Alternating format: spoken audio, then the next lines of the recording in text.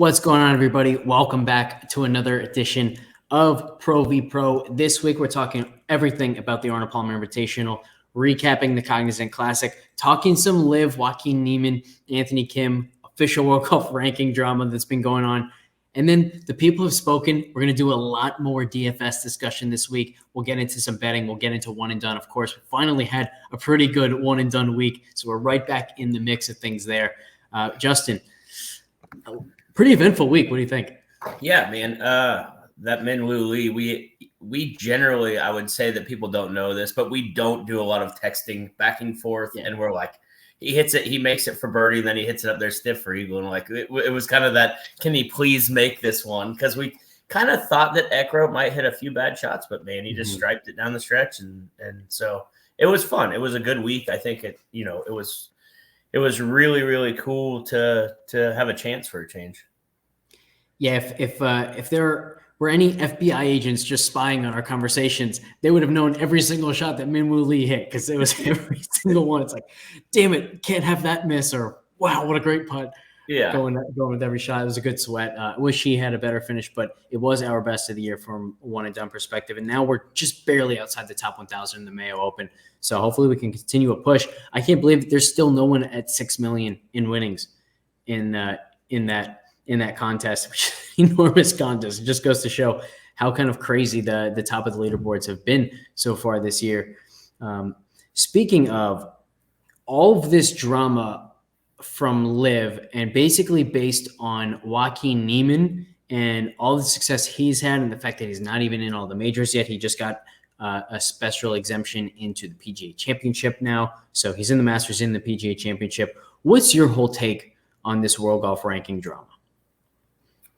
I mean, the LIV's kind of being hard-headed and dumb about it. I think the World Golf rankings being a little bit hard-headed and dumb about it. And so therefore there's no middle ground.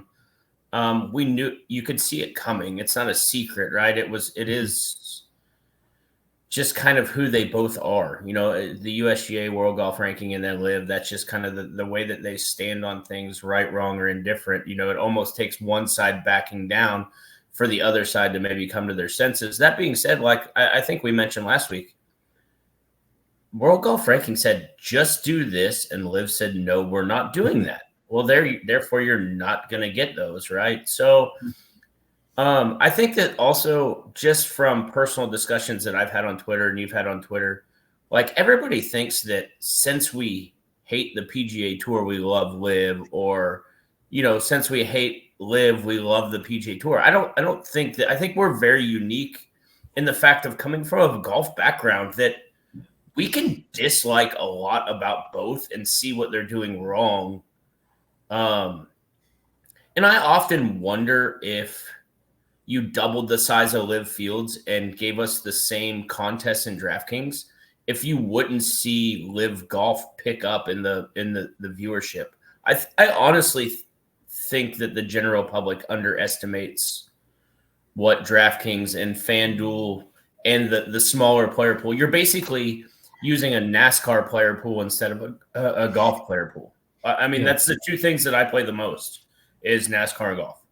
And that's the easiest. It's an interesting question because we do have betting markets available for LIV. So we can see that like that's not driving viewership a ton. By the way, did you actually see any ratings numbers from this past week of LIV? Did the Anthony Kim effect have a large effect? Was it large? So I didn't.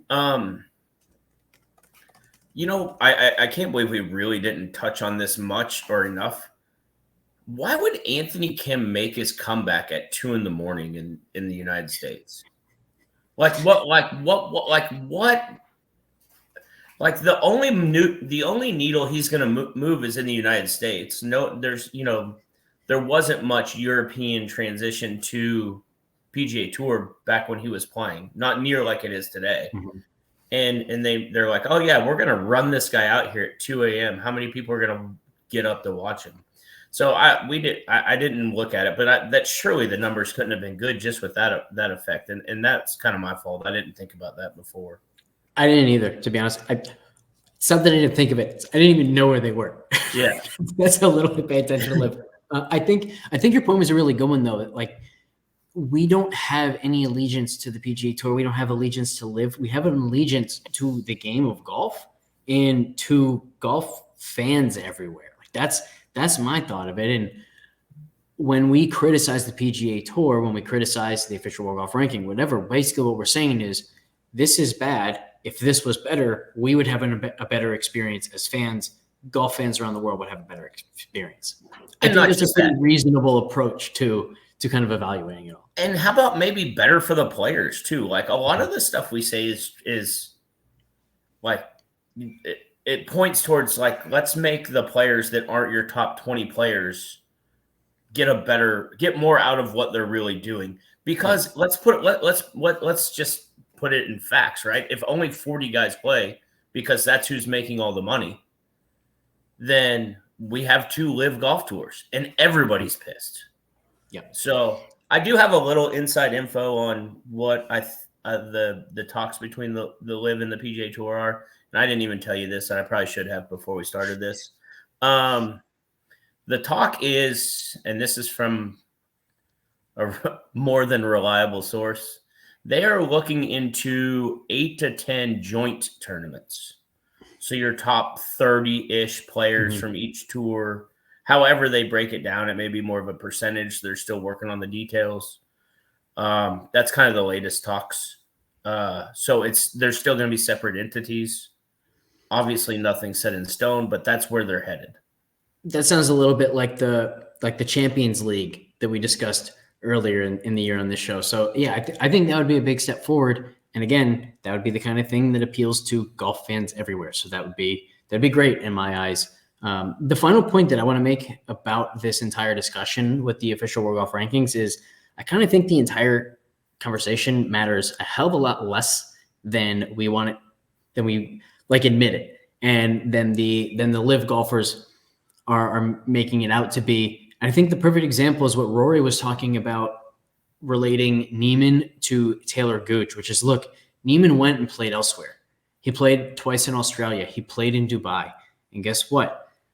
He was recognized for that. That's why he's gotten these invites. What did Taylor Gooch do? Not a goddamn thing. So maybe Gooch doesn't deserve to be there. And I think it's something like if you look at all the LIV guys and if you went through a checklist of guys who deserve to be at the Masters, Australian and the PGA Championship, it's like maybe Gooch is the only one who isn't, that you could make an argument for that deserves it. Maybe Oosthuizen as well, something like that. But it's like most of the guys who should be there are going to be there. Yeah, I mean, sorry, Ian Poulter doesn't need to be in the event anymore. Well, sorry, he was a great player and his time has just passed. I mean, it's just one of those deals. Like you're 100% right. So yeah, it's kind of a moot point.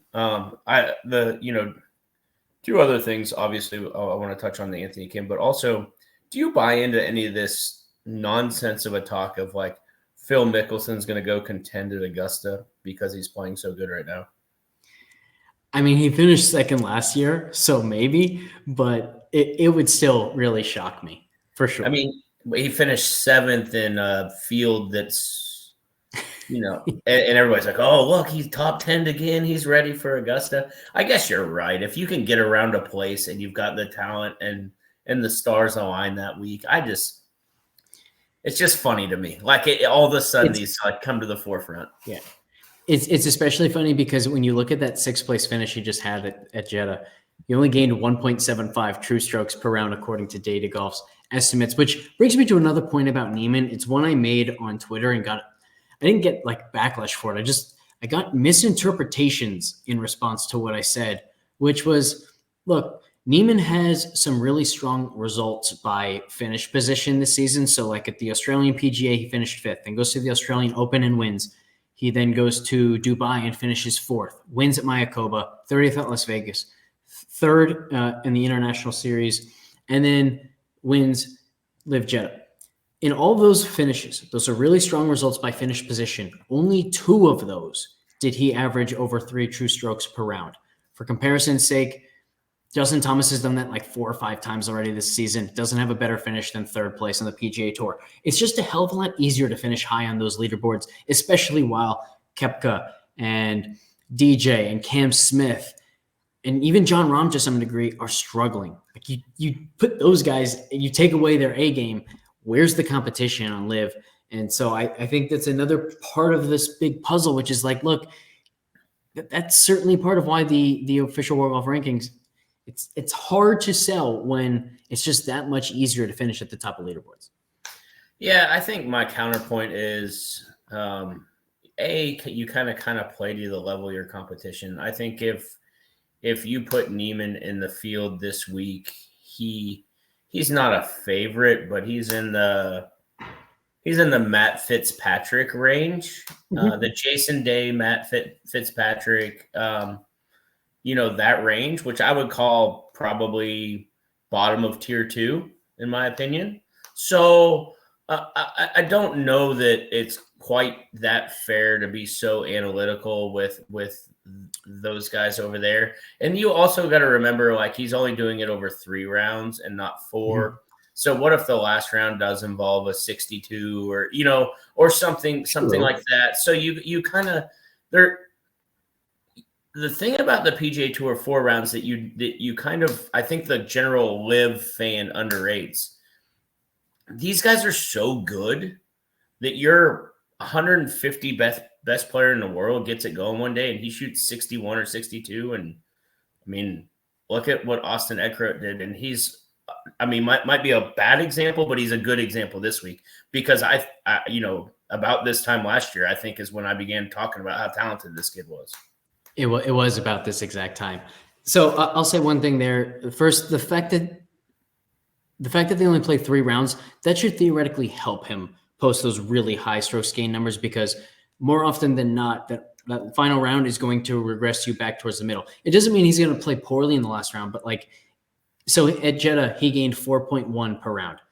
Chances are in the final round, even if he still played well, even if he still gained 2, that would take his average down to like 3.6, 3.7, something like that. So in theory, it should help him. This is a really interesting conversation because I think you're not losing your last round and you're not losing your first round. You're losing a middle round. And I would say generally the PGA Tour scoring average on Saturday, barring bad weather, all things being equal, is usually the easiest day. Maybe, but you're still not likely to post such an outlier round that you've done in the other rounds of that event. It's just a different week. I don't think it's a good conversation for right now because it could go on forever. Well, one more thing to touch on: Anthony Kim, Zalatoris shot 81 his first round back after being hurt. Anthony Kim shot 76 after being out for 12 years. That being said, he looks horrible. I'm almost embarrassed that I was looking forward to watching him this week. Not as a player, but as a person, the way he carried himself, the way he just everything about it was just not what I expected. Is that a fair statement? Yeah, I think it's fair. And I think it gets to the conversation we were having last week, which is like, it's a bit of a risk for LIV to go this route because the magic, the intrigue can be really, really short-lived if he shows no sign of being competitive again. And like you said, we saw some really bad results from Zalatoris when he first returned. Maybe it will get better for Anthony Kim. I think we immediately saw signs from Zalatoris where it's like, oh yeah, that 5-iron was the ridiculously pure iron ball striker, world-class player, even though he then, left 2 in the bunker and made double on the following hole. We saw signs from Zalatoris that I don't think we saw from Anthony Kim. However, I say that as somebody who didn't watch a whole lot of Anthony Kim. So maybe there were some signs that I just didn't see in the highlight package. It was I just didn't like. And then I've never heard of a TrackMan. Get out of here, bro. Who are you fooling? Never heard of it. You don't live in a dungeon. I mean, you don't need more attention. You already have all the attention. Go play golf. And I'm the first one to wear a hoodie and sweatpants to play golf. But I guarantee if you were watching me play on TV, I wouldn't look like that. I wouldn't carry myself like that. I wouldn't act like that. It was just kind of a disappointing as a whole. I don't know. It was just if I could sum it up in one way, I would say it didn't look like he was there to contend and win. He looked like he was there to just one of the big stories and nothing more than that. Yeah, I agree. I expected to see more out of him. I mean, let's put it this way: if somebody gave me 17 million to make a comeback here at 42 years old, I would have to cut 30 pounds, right? I mean, I just like you'd have to give me 6 or 7, 8 months to do it. Like does that make sense? Like I was just kind of for somebody that was really looking forward to it, I was kind of embarrassed. On the flip side of things, we had another guy playing with more attention than he's had ever, or at least in a long time, in Anthony Kimsey, with Jake Knapp coming off the win, playing with Rory. How did he handle all of that this week? And we've talked before about how difficult it can be to play the week after you just got a big win. How impressed were you by Knapp this week? And what did you think of the fact that he was only 3% on DraftKings? I mean, price had a big factor in the pricing last week. I think it was pretty easy to overlook him in DraftKings, just for who he was grouped around, coming off of a win. I think you can see that he's, albeit a rookie, so to speak. I think you can see his age is older by the way he handled it and the way he played, and being comfortable winning is a big deal too. It's a lot different than Dunlap, and I think that's the easiest comparison right now of how much Dunlap struggled since he won. But he's in what, an 18 or 19-year-old kid, right? So it's a different mentality, whether you think so or not. It's just different. I thought the comparison to Dunlap is a really good one. I thought there was a bigger, more important difference between the two, which was after Dunlap's win. Remember what he had to go do? He had to go return to school. He had to go tell his coach and his teammates. Well, first he had to make the decision to turn pro. Then he had to tell his coach and teammates, look, I'm making the jump. I'm turning pro now. I'm taking advantage of this. Like, that's an exhausting week. Whereas what did Jake Knapp do? He went to Florida and got ready to play with Rory McIlroy.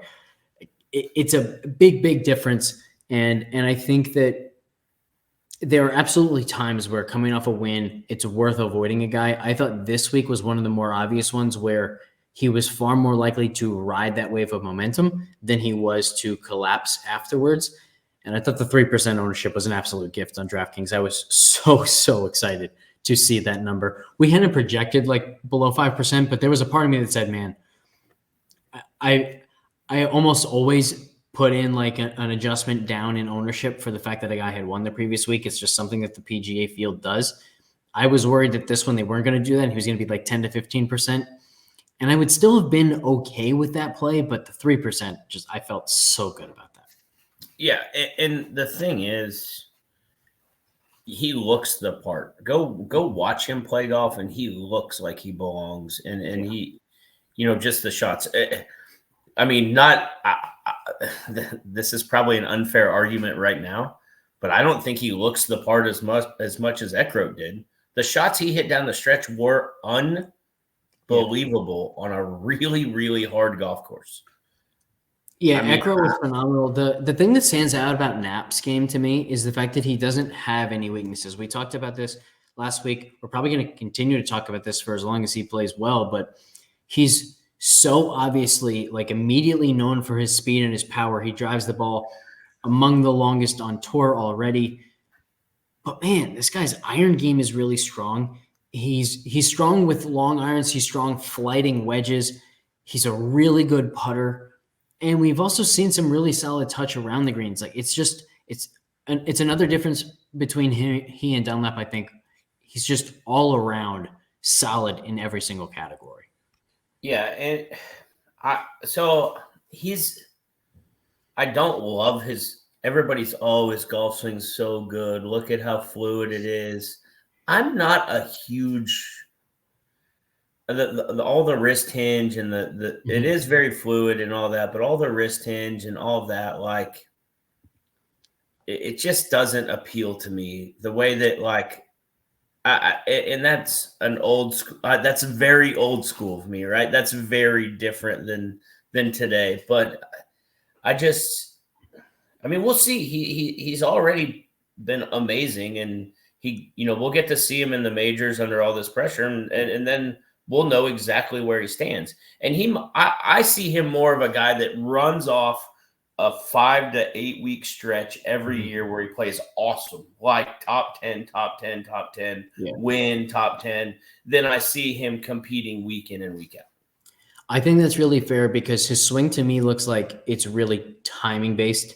He has to be synced up all around. The rhythm has to be right. The tempo has to be right. And when he loses that, you're going to see some big misses. We've already seen a pretty big left miss creep in, even in these weeks where he's playing really well. You can kind of interpret that two ways. Like I do think it's better to have a one-way miss. It's just easier to address a one-way miss than it is a two-way miss when you don't know why. Like this one went left, that one went right. I don't know why either one of them went as far off course as they were. When you have just that one miss, it's a little bit easier to guard against it, especially in big moments. But all that said, it's been a pretty big left miss. Like on 6 on Saturday when he airmailed the green left into the water, that was a horrendous shot. We saw the drive at the Mexico Open in the final round that didn't clear because there was like this big waist bunker down the left side. He was even left of that into the water. So that is a concern, and I think it gets to the issues that you're talking about in his golf swing, which is just a little too timing and tempo based. And you can't talk to that left snap hook either. You can talk to the weak fade. You can't talk to that left snap hook. I promise, from somebody that battled it his whole life. And laugh now because I don't know if I could snap hook it now. When I was Canadian Tour, that was every shot I hit was a snap hook. Now my miss is this little weak fade, and everybody gets mad at me because I complain about it, and they're like, "Man, it's in play a lot." And so I think that he's going to have to address that because that hammer draw just gets you in bad spots. I mean, Trevino's the one that I think said that to begin with. He's like, "Man, you can talk to that fade." Yeah, very true. Let's go to the API now. We can even start with Jake Knapp here, where we have him currently projected right around 12% ownership in single entries. Again, we have him projected pretty well, 2.5% chance to win, 12% chance for a top 5, 13% chance to miss the cut. All of that gives him a pretty solid GPP score, just under 7. What are your thoughts on Knapp this week? And potentially like anyone else in that range, have you even been able to look much at the DFS slate so far? Yeah, I did. I actually spent some time on it today when I was driving. Don't judge me. It was hard. The first thing that I looked at, like, and you already talked about this briefly, but like it was hard to not just look at it and go Minwoo Lee 6,600. Yeah. Like, what are we doing here? Like. So, and I know you said you're going to full fade. I just don't know if I can do that. I think that there might be just a part of me that's just going to say, hey, I'm going to eat this 70% chalk. And because you can just basically build any lineup you want around it. Yeah. But and that being said, like, I think that it'll come down to one of those deals. I generally play 4 lineups. I'll probably have him in 2. This is where I think the GPP scores do so well, because I am very confident that a year ago, I would have looked at Minwoo Lee. I would have said he has our best expected strokes gain projection under $7,000. He scores really well. He is a pretty good upside for his price as well. Like I think he has the maybe 4th or 5th highest win odds, solid top 5 odds, solid made cut odds for everyone in that price range. And I would have said, okay, that makes him good chalk. I can get different elsewhere. The GPP scores, I said this on the lineup review that I did, but I think they do a really good job of bringing us back to the numbers and the actual full range of outcomes for a player. And they succeed where our intuition fails. And I think this is one of those cases where, look, it's really hard to justify Minwoo Lee at 5.3% for a top 5 finish at 24% ownership when you could pivot to anyone in that range. Svensson, 5.4%. Nick Taylor, 4.5%. Cameron Davis, 6%. Like, you're really, really not sacrificing much. And then if you get that really unlikely outcome, because remember, even for Minwoo Lee, as well as he projects in this price range, it's still a very unlikely event that he gets you a top 5 finish. It's still an unlikely event that he gets you a top 10 finish, just because of how hard it is to finish that high in a golf tournament, especially one of this caliber, that you're just much better off going where the payout is significantly higher if you actually get it. Yeah, I mean, I get it. Like, I understand. I also think that he hasn't reached his elite talent that he has yet, too. So I think that,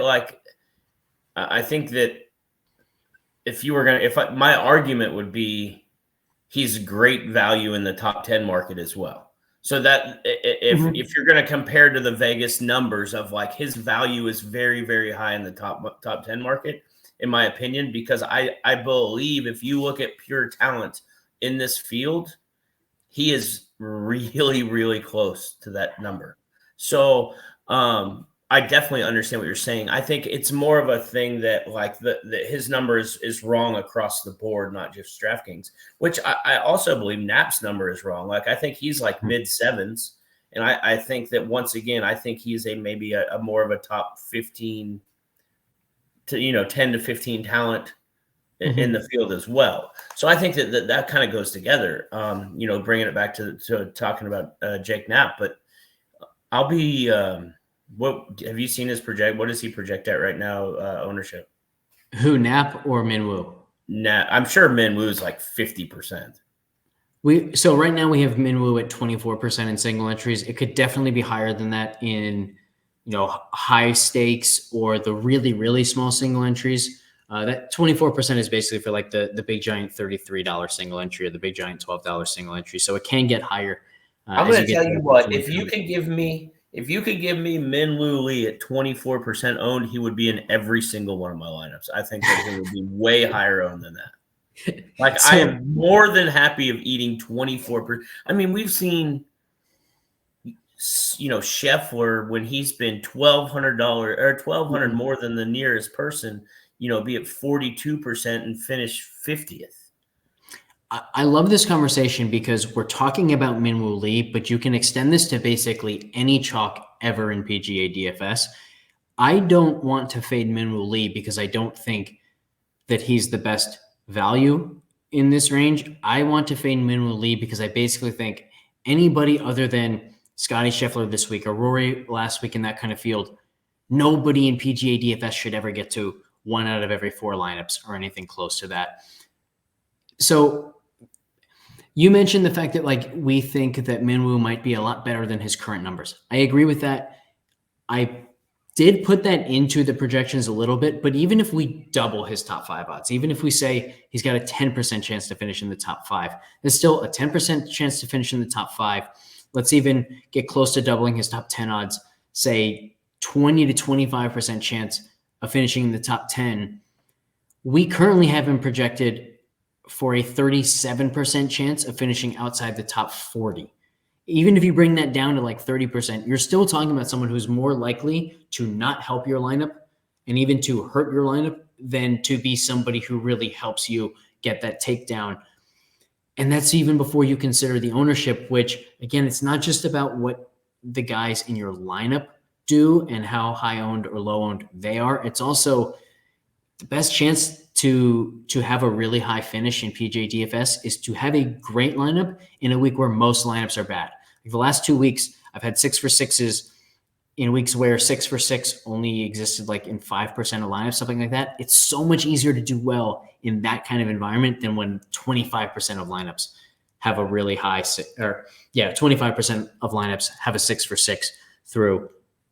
Smaller cut this week, of course, so the 6 for 6 is going to be higher, but you're going to send that argument to finishing outside the top 40. If Minwoo finishes 45th and that sinks 25 to 30% of lineups, that puts me in a really good spot where now I don't need 6 guys in the top 10 or 6 guys in the top 20. I can survive a McIntyre like 3 under finish like he just did at PGA National. I can survive if one of my guys finishes 35th, something like that. So that's the way that I'm approaching it. And it's worked really, really well so far this season. But again, I love this conversation because it's about Minwoo Lee, but it's not really just about Minwoo. It's about all of PGA DFS and how we approach the game differently. Yeah, and I think this is and I think this might be the counter argument that is more directed to like a Cam Davis, a Minwoo Lee, is he could finish at 6,600, he could finish 45th and still score the 20th most DraftKings points just because of the way they play golf. So that's I'm not sure he could get to 20th, but like 30th, 20th, certainly. We just all make 4 Eagles at PGA National. So yeah, that's a really solid point too. And it's definitely one that I consider. But again, I don't think it's enough to make him be worth 24% owned because, like you just mentioned, Cam Davis can do the exact same thing. He's going to be 4%. We have him basically neck and neck in terms of top 5 odds, win odds, all of those things. So if you want to play someone in that range, I would say just go to Cam Davis. Yeah. I mean, and like I said, I have this special spot in my heart for Minwoo Lee, and I think him and Ekro, it was funny. I was like, man, of all people to beat our one and done, it has to be Ekro because it's the 2 guys that I was like super high on. But back to the Minwoo Lee, like a guy real quick for those who weren't watching the show last year, when you say you were really high on them, what you mean is before they did anything of any value on the PGA Tour pre-tournament, you set down a marker like, look, this guy's a hell of a lot better than he has shown. He's a hell of a lot better than anyone realizes. I think it contends this week. And then they did that in really, really big events. So hell of a call on both of those guys for you last year. It's awesome to see how far they've come since then. And so like my comparison would be like, and this is why I still like Minwoo Lee in this spot is because if a guy like Denny McCarthy, great player, like I love Denny. I think he's a great player. He puts the eyes out of it. But if he finishes 45th, he's scoring probably the 45th most DraftKings points. It's just the way that they play golf.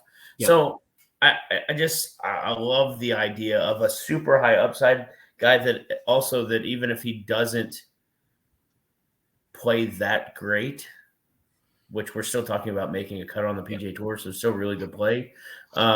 He can still score a ton of points and make eagles and I mean hit moonball 6 irons into firm greens from 210. And this week's a little bit different because we get a better golf course in my opinion. What they did last week was just embarrassing again. The PGA Tour continues to just take their greatest tests and make them easy and it's super frustrating. I think Bay Hill, they won't do that. Do you have any insight or knowledge or think what they're going to do there? I don't have any insight, but I am curious to see, like, one of the reasons why Bay Hill has been so incredibly difficult the last few years is because of how firm the greens have been. And I'm just not sure they've had the weather down in Florida for the greens to be that firm. They've gotten a bunch of rain. They haven't had as much sunshine as usual. Sunshine is what bakes out the greens and makes it firm. So very curious to see that. Hopefully the Course Fit model stands up to it. I think it's really interesting, by the way, to note that even as differently as PGA National just played, the Course Fit model held really, really strong. So I think that's a really good sign when a golf course can go through different conditions and still emphasize the same aspects of the game. This week at Bay Hill, we have once again another big emphasis on driving distance, 57% more predictive than usual for driving distance, 21% more predictive than usual on approach play, 37% less predictive than usual on around the green play. We've seen a lot of around the green like spike weeks so far this year. This is the first like big decline in around the green play. So distance, what's the accuracy? It's -2%. And it's actually interesting. If you go all the way back to 2017, accuracy is like 15 percentage points above average. In the last few years, as they've made this golf course a lot harder, the rough has been up, the greens have been firmer, the fairways have been firmer, accuracy has actually gone down. And I love that because when you look around the industry, you see things like, oh, the rough has been so difficult, it's been so penalizing that you need to find guys who hit the fairway. No. It's everyone's going to miss the fairway. It's just too hard to hit fairways. And there are also holes where there's a clear miss that you can't make off the tee, and avoiding that is going to put you in the rough. So you actually almost have to hit it in the rough just to make sure that you don't make the huge mistake off the tee. So everyone's going to hit in the rough. So what's the difference maker? It's making sure that you have a lofted club when you're in the rough so you can still get out of it, making sure that you are the type of player who has the speed to get through that rough. So even if you have to hit it over water from the rough, like on number 8 or number 16, something like that, you can do it instead of being, a Russell Henley type trying to take a long iron out of that and just chunking it right into the water. So and not just the model goes against the like industry narrative.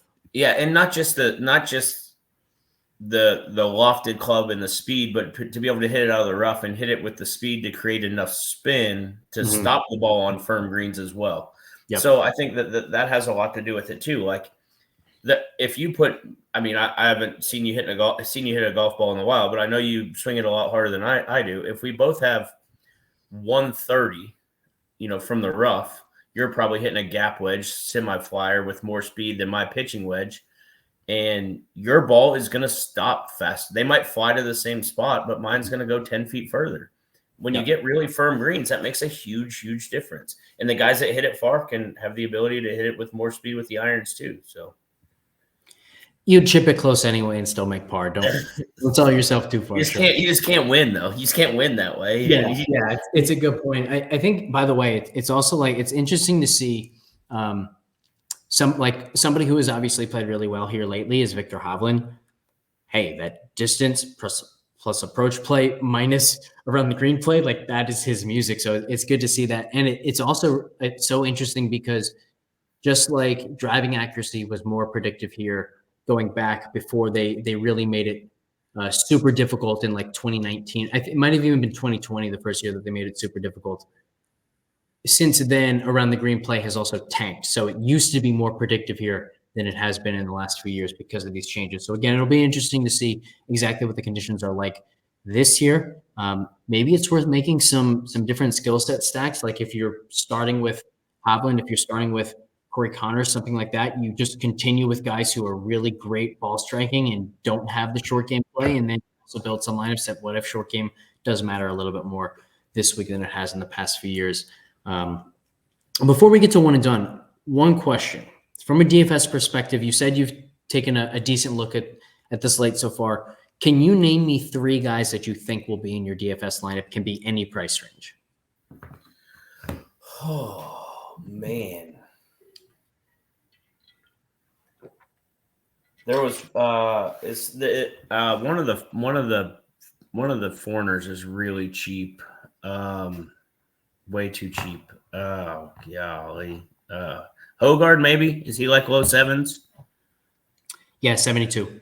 Yeah, Hogard's one. I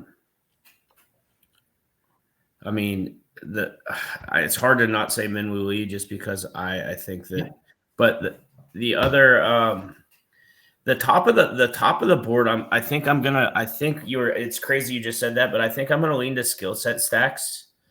I think that I love Viktor Hovland, but I have a feeling he's going to be a little bit higher owned than some of the other. So like the guy that I kind of lean to in that area is Oberg. I think he has has the skill to compete here, and I'm hoping that he comes in much lower owned.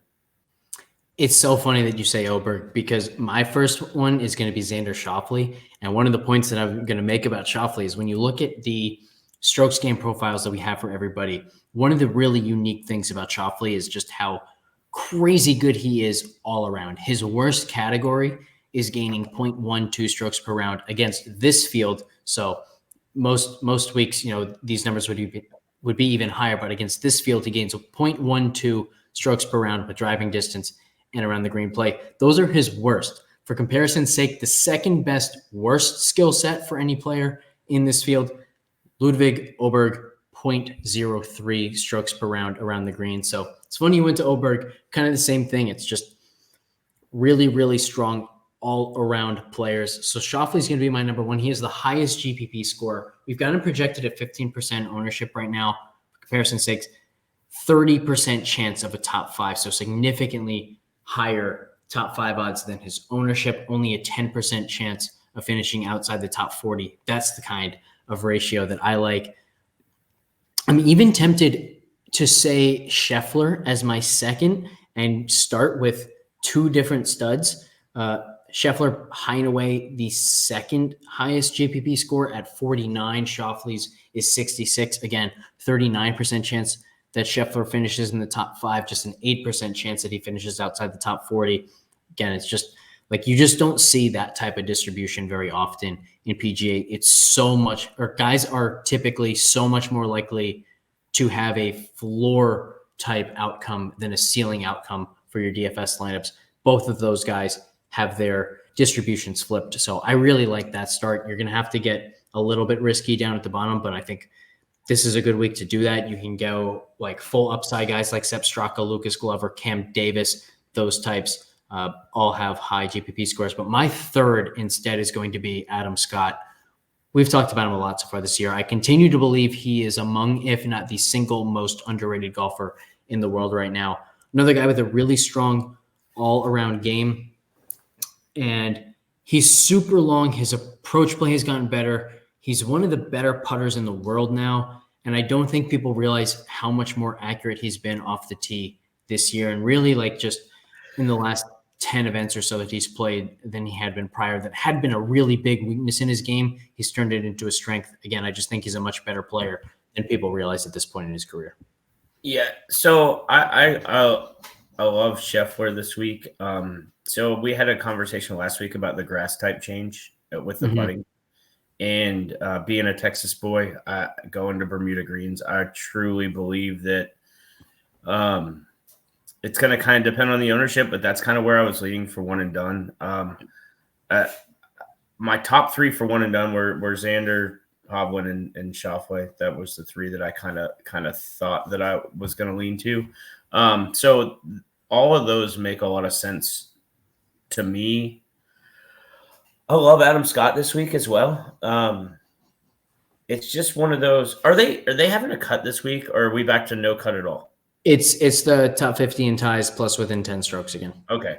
I looked for it forever today, and I never saw it. So one more point that I want to bring up, and I know we're kind of going a little longer than we talked about going, but there's a really strong correlation between Bay Hill and links golf. Have you ever noticed that? I haven't. So just like look back at the guys that play well here and then go compare them to links golf. And the numbers correlate strangely well for a long time. I forget where I read it. So I tend to read a lot of stuff from guys that are not in the American market. So I bet it's one of the European, just because they give a different perspective than what we have, right? So, and after I read that and got to looking at it, it makes me wonder guys like Matt Fitzpatrick and Adam Scott and some of these guys, like if that's and I don't know where that correlation comes from, because it doesn't make a ton of sense to me, but I think it probably comes from performance and wind, because this golf course obviously gets a ton of wind a lot of years. And it's so interesting you just said Fitzpatrick, because I'm looking at Josh's splits tool right now, where windy is one of the splits you can look at.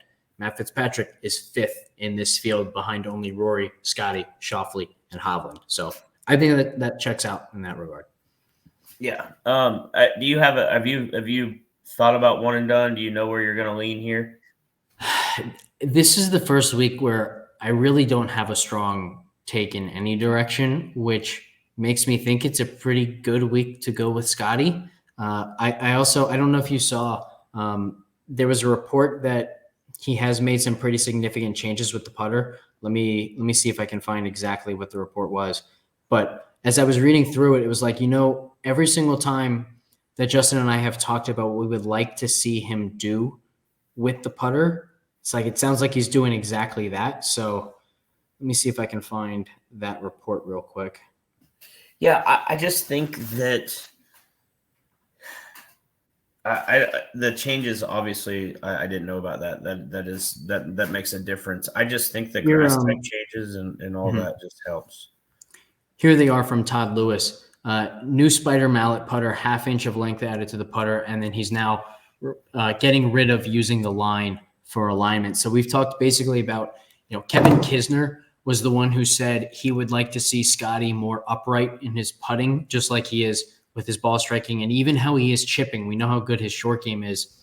Adding 1/2 inch probably is to help him be more upright. And then removing the line, we've talked about how much he seems to struggle with alignment. Like, he's making the exact two changes that we wanted to see. So I do think there's a much better chance this week that he does figure out the putter and ride that world-class ball striking to a win than in any other event so far this year. Yeah, the biggest deal is to the mallet is awesome, in my opinion. I wonder if he's using the mallet with the line on it and not using the line on the ball, or if he's just using a blank top mallet. That's a lot of. I'm not smart enough to know about it, but it has a lot to do with the way your eyes work and stuff like that. Mm-hmm. I went and saw a guy in Richardson recently. His name's Blair Phillips. He's the one that invented that stability shaft that became really popular. He literally I used a 2-ball putter, and he took the back line and whited it out. And I was like, what are you doing? He's like, well, you lined it up right edge every time. Now line it up. And I lined it up dead center every time. And I was like, what? It doesn't even make sense. So I wonder if he went with something like that. Because I consider myself pretty high golf IQ person. Mm-hmm. I was like, there's no way this works. And sure enough, it was like dead center every single time. And so a lot of these guys are just super smart. I love I hope, I don't really even care if he's using a line on the putter or not, to be honest. I just hope he goes out there and he's like, I'm just going to be an athlete. I'm just going to make my ball go in the hole. I mean, you're the best tee to green player of all time right now. Mm-hmm. Yeah, I think I agree. So I would say at this point, our leading candidate for one and done is Scotty Scheffler, but it doesn't seem like we're anywhere near settled on that. So we'll talk about it. Hovland has to get some attention. Yeah, he does. And I don't really want to go this route because I think we can just make our best one and done selections independently. But if the ownership projections are as they currently are for us, which is Hovland at 24%, Rory 23%, Scotty 29%, Schauffele 15%, I can pretty confidently say I won't be using Hovland, at least in single entry, even though I think he's a really solid play again this week. So it would be somewhat nice to have that like quote unquote hedge over DFS play with the one and done. But again, I don't want our decision to come down to what's better as a hedge to my DFS lineups. I want to make the best decision we can for one and done. But yeah, Hovland will be in the conversation. Scotty will be in the conversation. And then there are also plenty of options where you can get a little bit more contrarian and hope that the trend so far this year where favorites aren't winning just continues, which, by the way, I don't think is a trend that anyone should be paying attention to. The fact that a favorite hasn't won yet this year doesn't mean that a favorite isn't still the favorite this week. It's kind of just, look, we are all fooled by randomness all the damn time, and I think this is another one of those instances. Well, and I think that it just shows you how deep the fields are too. Mm-hmm. I mean, and it's just so happened that the other guys have had their best over the favorites when maybe the favorites have yet to put 4 rounds of their best together. I think it's also too, like some of the winners, Pavon, Jake Knapp, for example, they were only as big of underdogs as they were because we didn't quite yet have familiarity with them. Like if those events were 3 months later, they would have been much lower odds just based on who we now know them to be. Not just because of what they did when they won, but all of the other results of that they're having. And so even if you just like reverse the order, they still would be at much longer or much shorter odds than they actually were at that time. That's a great point. They came out and won before they strung together a bunch of top 50. Yeah. Which if anything, that's just another reason to say, and I think it's just another reason to say, like, you don't actually have to see it before you believe that it can happen, especially in PGA. Sometimes it's going to come out of the blue. Not everyone is going to be like Cam Young, where they show the potential to win 10 times before they actually come through. Sometimes all it takes is that one instance of being in contention, and they can get it done in that time. Yeah. Sorry, my lights went out for no reason in my house just now. Any final thoughts on this week? No, I just hope that the PGA Tour will finally set it up like a PGA Tour golf course. I think that's my biggest thought for the week. I love this golf tournament. I love this place. I've been lucky enough to be on site a few times, never for the tournament, but just to be there. I just want it to be a real golf course. And I understand the weather. The weather has something, but they mowed that rough down last week on purpose. They knew what they were doing. I don't know. It's just, I just want them to play and have a good test. That actually is a really, really good reminder for the final thing that I want to touch on, which is these pick'em sites, Prize Picks, Underdog. First of all, they're a hell of a lot of fun. You can use promo code FTN to sign up on either one. But I think there's a huge edge on both of them early in the week because these sites don't have any more information than we do about how a golf course is going to play. So you go on PGA Tour Live, you watch the first hour of golf, you look at the hole-by-hole scoring on Data Golf, something like that, and you can start to get a really good sense of how the course is playing. And the projections on Prize Picks and Underdog that you can pick in those games, those pick'em games, they're not going to change that quickly. So you get some really, really strong opportunities where it's like, look, these sites don't realize how easy it's playing so far this week, or they don't realize how difficult it's playing so far this week. You can just build plays based on that and create a really big edge. So we will be in the PGA Discord. We'll be in the Pick'em Games Discord over on FTN talking through all of that. Again, sign up at either one with promo code FTN. Sign up for both, really, because who knows which site is going to have the better picks available. That's the final thing that I have for this week. Yeah, we got to be careful. We want to grow, but we don't want it to grow so much that we get our secrets out too. So, like, everybody listen and take advantage of what we can, because it won't last forever. So I agree. Like, just be forward thinking with it. You can actually play those in Texas, can't you? Prize Picks. I don't know about the other one, but I know I can Prize Picks. Beautiful. You might even be able to play Underdog as well. We'll have to figure that out, and if you can, we'll get you signed up so that you can drop some plays, drop some wisdom in those channels as well. Thanks everybody for tuning in. We'll catch you next time.